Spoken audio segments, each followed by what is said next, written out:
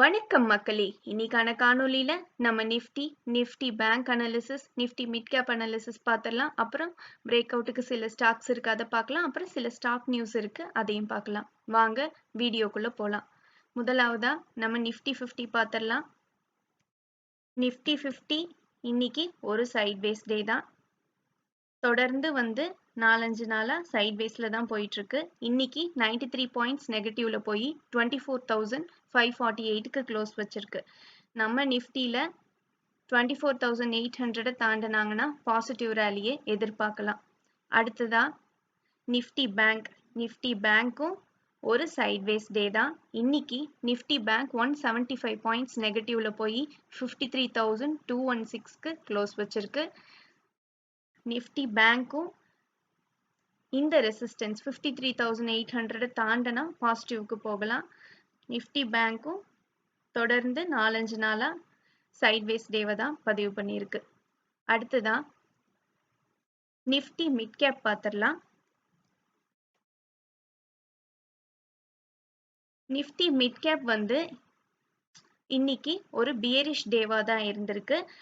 62 points நெகட்டிவ்ல போய் 13,071க்கு close வச்சிருக்கு. இது பாத்தீங்கன்னா இது பியரிஷ் என்கல்ஃபிங்.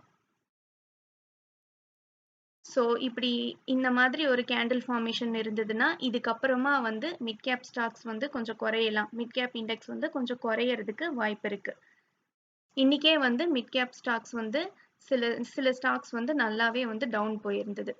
அடுத்ததா எஃப்எம்சிஜி இண்டெக்ஸ் பார்த்துடலாம்.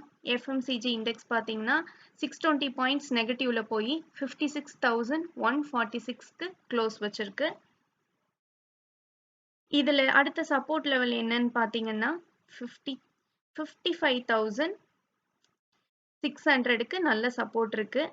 அந்த இடத்துல இருந்து திருப்பியும் மேல போகிறதுக்கான வாய்ப்பு இருக்கு. அடுத்ததா எஃப்ஐஐ டிஐஐ டேட்டா பார்த்துடலாம். எஃப்ஐஐ பார்த்தீங்கன்னா இன்னைக்கு நெட் செல்லர்ஸா இருந்திருக்காங்க. 3,560 crores ஸ்டேக்ஸ் வித்திருக்காங்க. டிஐஐ நெட் பையர்ஸா இருந்திருக்காங்க. 2,646 crores ஸ்டேக்ஸ் பை பண்ணியிருக்காங்க. நெட் பையர்ஸா இருந்திருக்காங்க. அடுத்ததா சில ஸ்டாக்ஸை பத்தி நம்ம பார்த்துடலாம். முதலாவதா செயில் பார்த்துடலாம். செயில் பார்த்தீங்கன்னா இன்னைக்கு டபுள் பாட்டம் ஃபார்மேஷன் போட்டு பிரேக் அவுட்டும் கொடுத்துட்டாங்க. அந்த பாயிண்ட்டை தாண்டி க்ளோஸும் வச்சுட்டாங்க. தொடர்ந்து நம்ம இதுல பாசிட்டிவ் ரேலியை எதிர்பார்க்கலாம். எந்த பாயிண்ட்ல இருந்து குறைஞ்சாங்களோ அந்த பாயிண்ட் வரைக்கும் திருப்பியும் போறதுக்கான வாய்ப்பு நல்லாவே இருக்கு. இந்த மாதிரி டபுள் பாட்டம் ஃபார்மேஷன்ல நம்ம டார்கெட் எல்லாம் எப்படி ஃபிக்ஸ் பண்ணலாம்னா இந்த ஃபார்மேஷனோட லோவஸ்ட் பாயிண்ட்டையும் இதோட ஹையஸ்ட் பாயிண்ட்டையும் நம்ம இதுல இருக்க டிஃபரன்ஸ் தான் இந்த பிரேக் அவுட் பாயிண்ட்ல இருந்து மேல போறதுக்கான பாயிண்ட்ஸ் கால்குலேட் பண்றது. So low high minus low, அதுக்கப்புறம் இந்த பிரேக் அவுட் பாயிண்ட்ல இருந்து ஸோ அவ்வளோ பாயிண்ட்ஸ் பிளஸ் பண்ணோம்னா அது வரைக்கும் நமக்கு டார்கெட் போறதுக்கான வாய்ப்பு இருக்கு. அடுத்ததா லெமன் ட்ரீ. இந்த ஸ்டாக்கும் தொடர்ந்து நல்ல பாசிட்டிவ் ரேலியை கொடுத்துட்டு இருக்கு. நான் இந்த ஸ்டாக் இதோட ஆல் டைம் ஹையை திரும்பியும் ரீச் பண்ணும்னு எக்ஸ்பெக்ட் பண்றேன். அதனால நான் இன்னைக்கு இதுல சில ஸ்டேக்ஸை நான் வாங்கி ஆவரேஜ் பண்ணிக்கிட்டேன். நான் ஆல்ரெடி இந்த ஸ்டாக்கை ஹோல்ட் பண்ணிட்டு இருக்கேன்.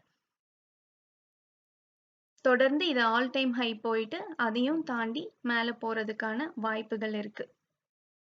அடுத்ததா மகாராஷ்டிரா சீம்லெஸ். இந்த ஸ்டாக்கை பத்தியும் நம்ம நிறைய டிஸ்கஸ் பண்ணியிருக்கோம்.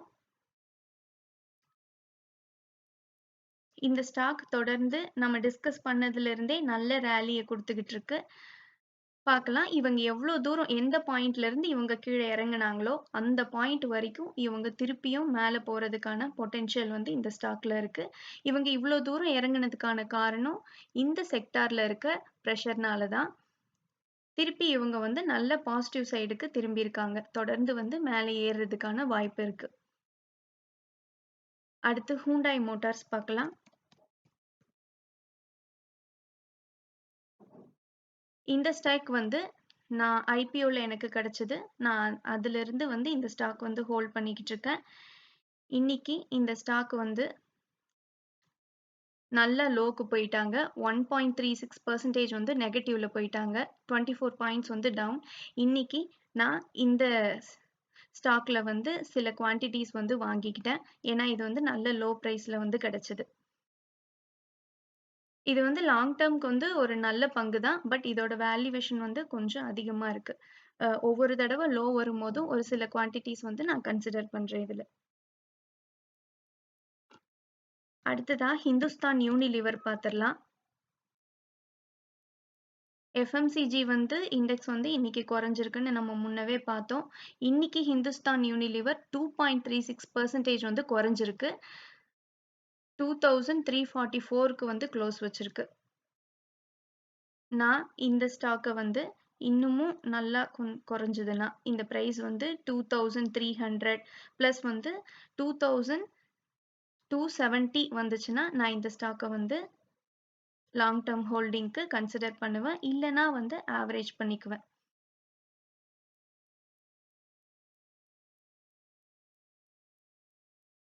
அடுத்ததா சில ஸ்டாக் நியூஸ் வந்து நம்ம பார்த்திடலாம். அதானி குரூப் பார்த்தீங்கன்னா 6% வந்து ரேலி ஆயிருக்கு. இதுக்கு காரணம் என்னன்னு பார்த்தீங்கன்னா யுஎஸ்ல இருக்க எஃபிஐ டைரக்டர் கிறிஸ் பிரே வந்து அவரோட ரெசிக்னேஷனை வந்து அனௌன்ஸ் பண்ணியிருக்காரு. ஏன்னா வந்து டொனால்டு ட்ரம்ப் அவர்கள் வந்து இந்தோ அமெரிக்கன் பேஸ்ட் கஷ் பட்டேல் அவர்களை வந்து டைரக்டரா நிர்ணயிக்க வந்து வாய்ப்பு இருக்குன்னு சொல்லி கருதுறாங்க. இது காரணமா வந்து அதானி குரூப்ஸ்க்கு இது சாதகமான விஷயமா இருக்கலாங்கிற காரணத்துக்காக இந்த அதானி குரூப் ஸ்டாக்ஸ் எல்லாம் நல்ல ரேலியை வந்து சந்திச்சிருக்கு. முன்னதா வந்து யுஎஸ்எஸ்இசி பார்த்தீங்கன்னா கௌதம் அதானி அவர்கள் மீது பிரைபரி அண்ட் ஃப்ராட் வந்து சார்ஜ் வந்து பதிவு பண்ணியிருந்தாங்க. அடுத்ததா ஐடி ஸ்டாக்ஸ் எல்லாம் வந்து நல்ல பர்ஃபார்மன்ஸை கொடுத்துருக்கு. அதில் 4 ஸ்டாக்ஸ் வந்து அவங்களோட 52 வீக் ஹையை வந்து ரீச் பண்ணியிருக்காங்க. அது என்னென்னு பார்த்தீங்கன்னா இன்ஃபோசிஸ், விப்ரோ, ஹெச்சிஎல், டெக் மஹேந்திரா. இந்த ஸ்டாக்ஸ் எல்லாம் வந்து 52 வீக் ஹையை வந்து ரீச் பண்ணியிருக்காங்க. ஐடி ஸ்டாக்ஸ் எல்லாம் நல்ல ரேலி போறதுக்கு காரணம் என்னன்னு பார்த்தீங்கன்னா யூஎஸ்ல ரேட் கட் வந்து நெக்ஸ்ட் வீக் இருக்கிறதுக்கான வாய்ப்பு இருக்கிறதா கருதப்படுது. நன்றி மக்களே. மீண்டும் ஒரு நல்ல காணொளியில சந்திப்போம். நான் செபி ரெஜிஸ்டர்ட் அட்வைசர் இல்ல.